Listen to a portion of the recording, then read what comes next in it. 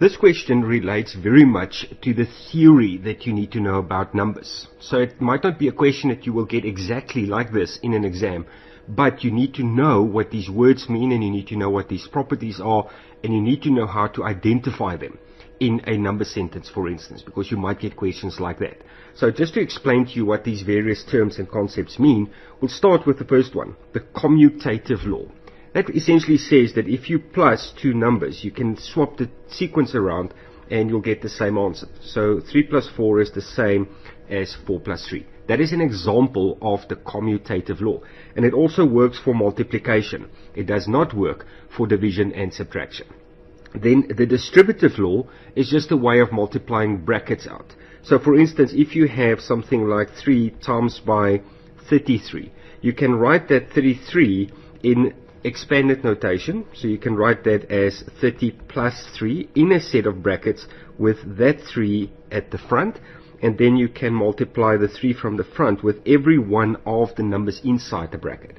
So 3 times by 30 will be 90, and 3 times by 3 is 9, and then you just add them together, and that will give you an answer of 99. Now you may have done this technique many times in the lower grades as a way of actually adding and subtracting numbers using expanded notation, because it gives you a tool to add bigger numbers or multiply bigger numbers specifically. That's an example of the distributive law, is multiplying brackets out.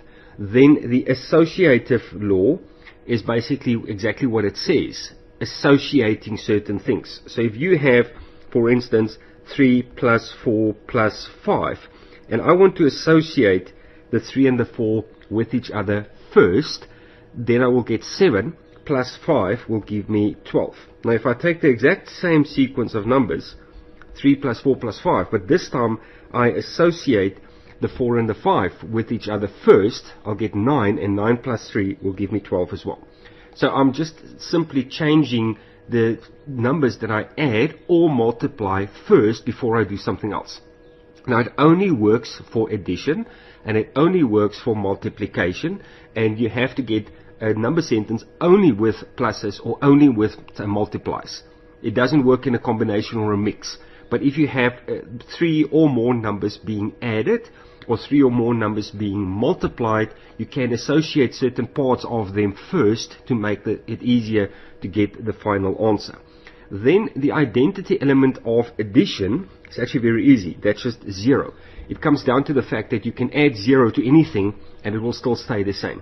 That's why we call it the identity element. You can multiply with 1 and then the answer stays exactly the same, and then that would be the identity element of multiplication. So for addition, it's 0 because you can add 0 without changing the answer.